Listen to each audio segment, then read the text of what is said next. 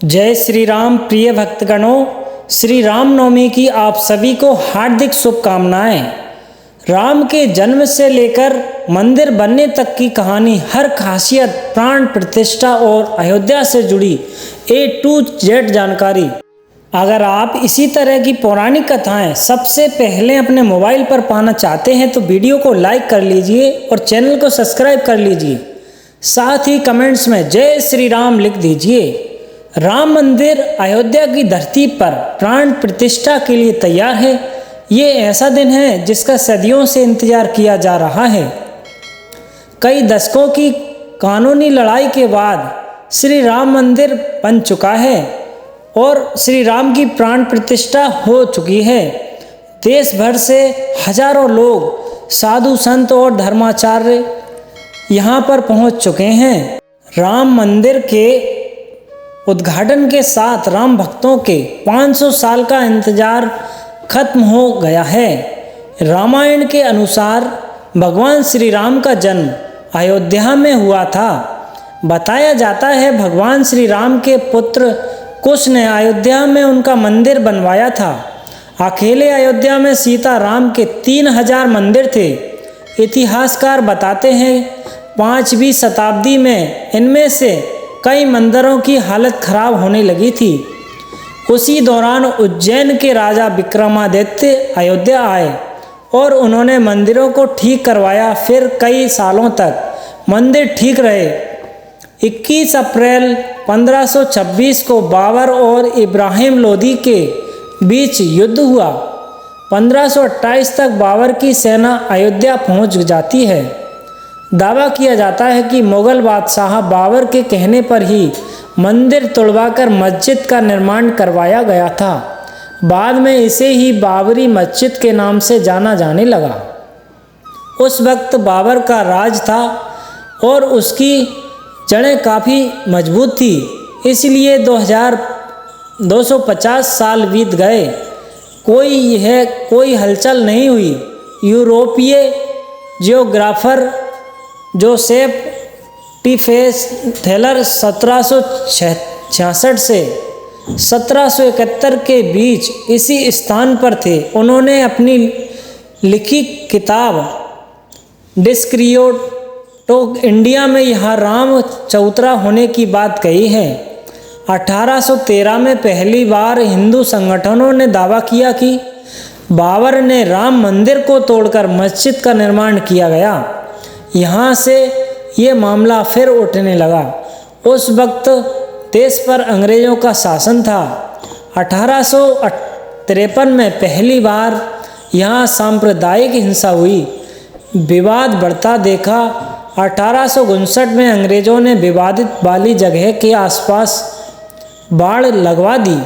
राम के जन्म से लेकर मंदिर बनने तक की कहानी, हर एक खासियत, प्राण प्रतिष्ठा और अयोध्या से जुड़ी A to Z जानकारी सुनिए। 1885 में पहली बार मामला अदालत में पहुंचा। महंत रघुवीर दास ने फैजाबाद जिला अदालत में राम चौतरे पर मंदिर बनवाने की याचिका दायर की, जिसे कोर्ट ने खारिज कर दिया। 1949 में मस्जिद के भीतर भगवान की एक मूर्ति मिली। हिंदू पक्ष ने भगवान राम के प्रकट होने का दावा किया तो मुस्लिम पक्ष ने कहा कि हिंदुओं ने चुपके से मूर्तियां अंदर रख दी। दोनों पक्षों ने एक दूसरे पर केस कर किया। उधर प्रशासन इसे विवादित ढांचा मानकर ताला लगवा दिया। 1950 में गोपाल सिंह विशारद ने याचिका दायर कर राम चौतरे पर पूजा की अनुमति मांगी। 1959 में निमोही अखाड़े ने कब्जे के लिए तीसरी अर्जी दाखिल की। 1961 में यूपी सुन्नी वक्फ बोर्ड ने याचिका दायर करते हुए मस्जिद की ज़मीन पर अपना दाव किया। 1986 में जिला अदालत ने विवादित ढांचे का दरवाज़ा खोलने और दर्शन की इजाज़त दी।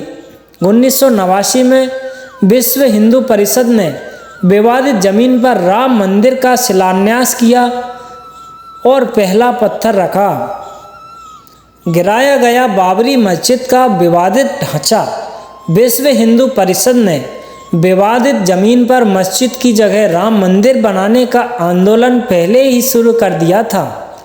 90 के दशक में राम मंदिर का मुद्दा ही राजनेताओं के लिए सर्वोपरि था। 1990 में लाल कृष्ण आडवाणी ने मंदिर निर्माण के लिए रथ यात्रा निकाली।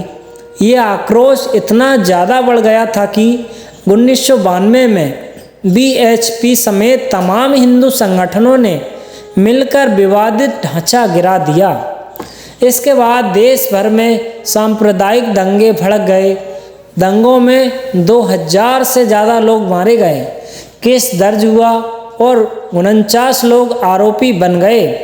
लाल कृष्ण आडवाणी, उमा भारती, मुरली मनोहर जोशी, कल्याण सिंह, चंपत राय, कमलेश त्रिपाठी, रमेश, तमाम बीजेपी और विहिप नेताओं को आरोपी बनाया गया।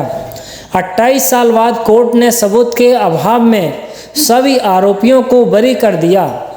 फैसले के वक्त 17 आरोपियों का निधन हो गया। जब राम मंदिर के पक्ष में आया फैसला, विवादित ढांचा गिराया जाने के 10 साल बाद 2002 में इलाहाबाद हाईकोर्ट ने जमीन पर मालिकाना हक के लिए सुनवाई शुरू की। 2010 में हाईकोर्ट ने विवादित जमीन को सुन्नी वक्फ बोर्ड, रामलला विराजमान और निर्मोही अखाड़े के बीच 3 बराबर हिस्सों में बांटने का आदेश दिया। 2011 में हाईकोर्ट के आदेश से सुप्रीम कोर्ट में चुनौती दी गई। 2019 में सुप्रीम कोर्ट की 5 जजों के बीच से राम मंदिर के पक्ष में फैसला सुनाया। मुसलमानों को अलग से 5 एकड़ जमीन देने का आदेश दिया गया।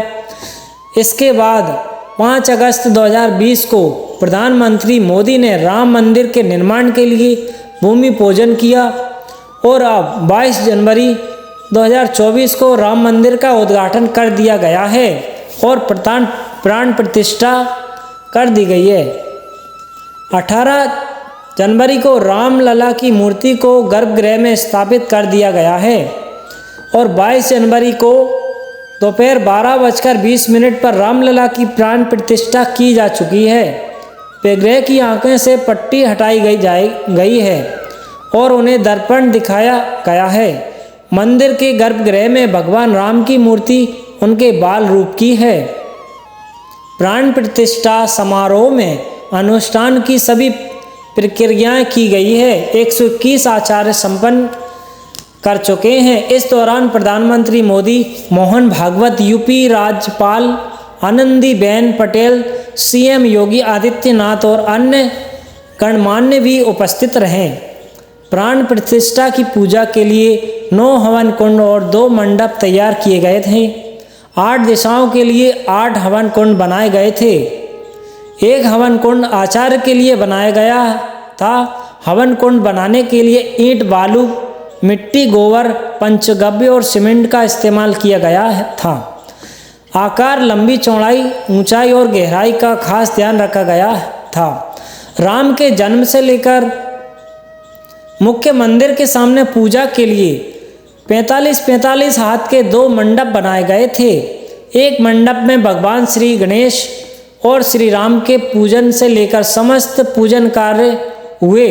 दूसरे मंडप में श्री राम जी के विग्रह से जुड़े संस्कार हुए। गर्भगृह में स्थापित हुए 5 वर्ष के रामलला की मूर्ति, ये श्याम रंग के पत्थर से तैयार की गई है। रामचरितमानस और वाल्मीकि रामायण में जिस तरह से बाल रामलला का वर्णन किया गया है, ठीक वैसे ही स्वरूप का स्थापित किया गया है। धनुष बाण मूर्ति का हिस्सा नहीं है। मूर्ति अत्यंत जीवंत और मन को भा लेने वाली है। ऐसी मूर्ति जिसे एक टक देखते के बाद भी आंखें तृप्त होने के बजाय प्यासी ही रहती हैं। आंखें नीलकंठ जैसी, चेहरा चांद जैसा, लंबे बाल, होंठों पर प्यारी मुस्कान है। मूर्ति का वजन करीब 1.5 टन है, 51 इंच ऊंची है। खास बात यह है कि मूर्ति को जल या दूध से स्नान कराने पर पत्थर का उस पर जल और दूध पर कोई प्रभाव नहीं पड़ना चाहिए, यानी कि वो जल और दूध पीने योग्य होगा। मानवीय शरीर पर कोई दुष्परिणाम नहीं है। किस शैली तैयार किया गया राम मंदिर?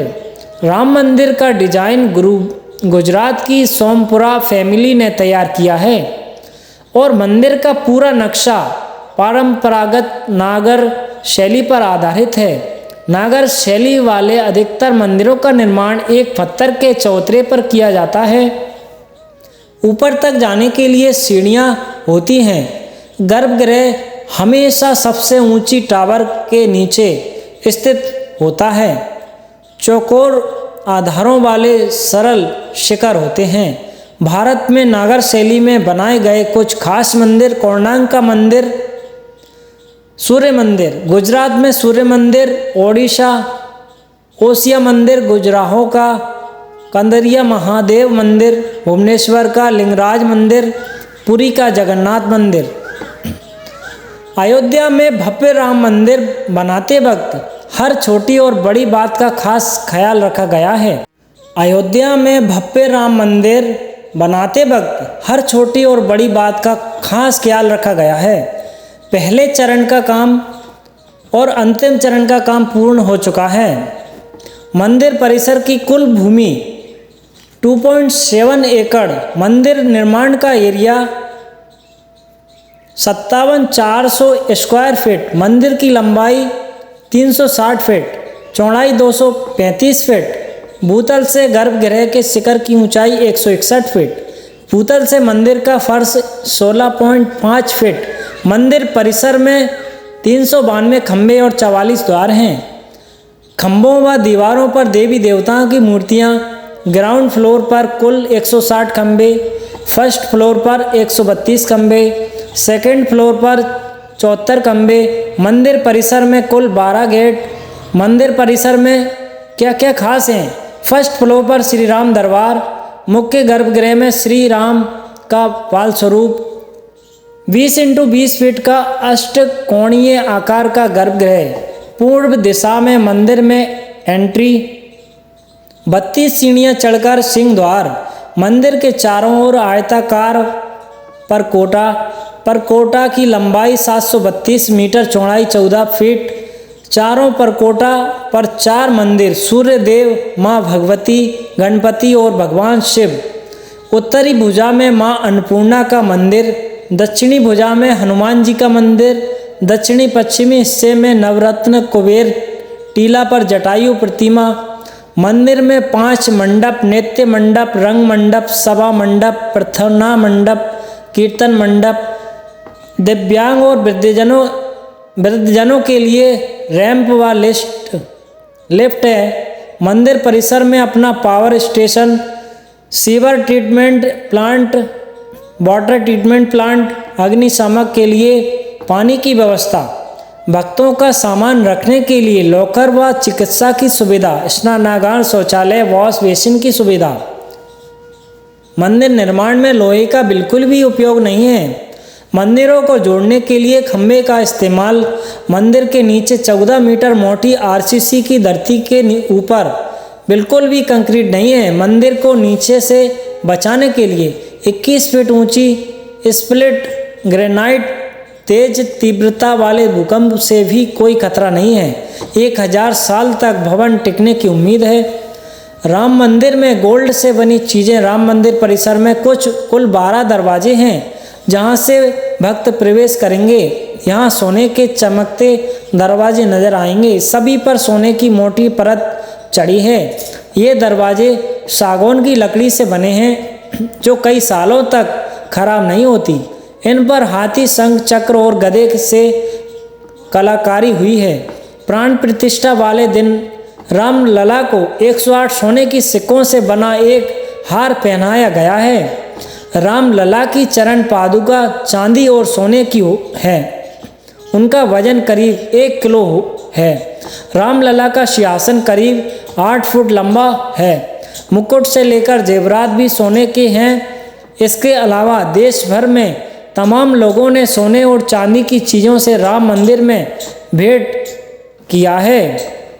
मंदिर परिसर में कितने मंदिर हैं?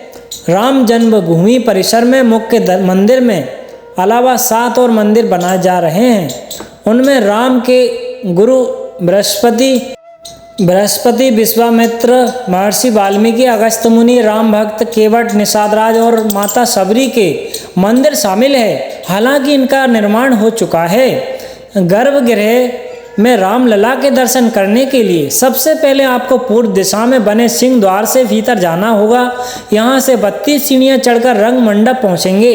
रंग मंडप में भगवान राम के जीवन से जुड़े चित्र और किरदार दीवारों पर उकेरे गए हैं। थोड़ा आगे चलने तो नित्य मंडप आएगा। नित्य मंडप में देवी देवताओं और रामायण की चौपाइयों को पत्थरों पर उकेरा गया है। यहाँ से आगे बढ़ने पर रामलला के गर्भगृह में पहुँच जाएंगे। प्रिय भक्तगण, उम्मीद है आपको श्री राम से जुड़ी सभी जानकारियाँ पसंद आई होंगी। अगर आप इसी तरह की पौराणिक कथाएं सबसे पहले अपने मोबाइल पर पाना चाहते हैं तो वीडियो को लाइक करके चैनल को सब्सक्राइब कर लीजिए। साथ ही कमेंट्स में जय श्री राम लिख दीजिए।